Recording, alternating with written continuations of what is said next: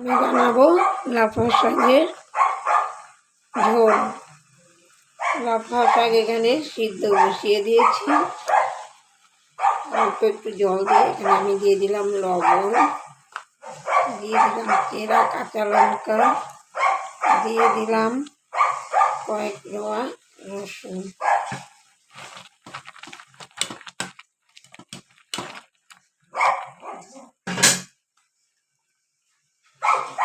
আর দিয়ে দেবো একটু হলুদ গুঁড়ো।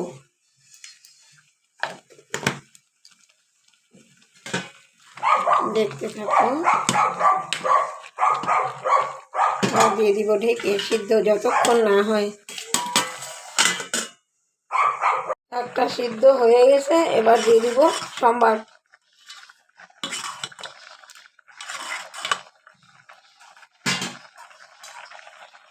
দিয়েছি, তেল দিয়ে দিলাম,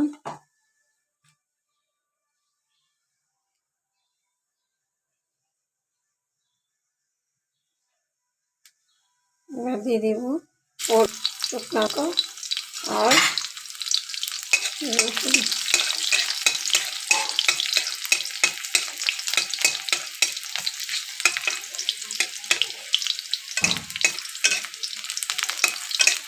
লাল লাল হয়ে গেলে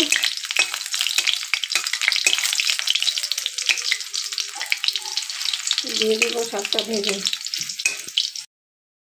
দিয়ে দেবো শাকটা।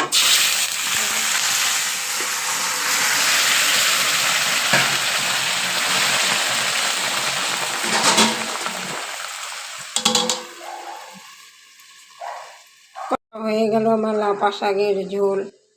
এই যে কত সুন্দর হয়েছে, কালারটা দেখো।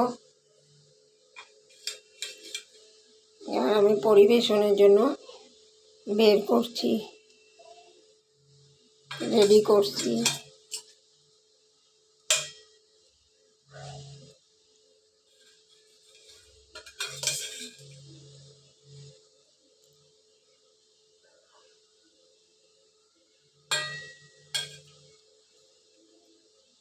বন্ধুরা, ভিডিওটা ভালো লাগলে লাইক কমেন্ট শেয়ার করে পাশে থেকো। পরে দেখা হবে আরও কোনো এক ভিডিওর সাথে। দেখো কত সুন্দর হয়েছে লাফা শাকের ঝোলটা। এইভাবে করে খেয়ে দেখবেন, আপনাদেরও খুব ভালো লাগবে আশা করছি।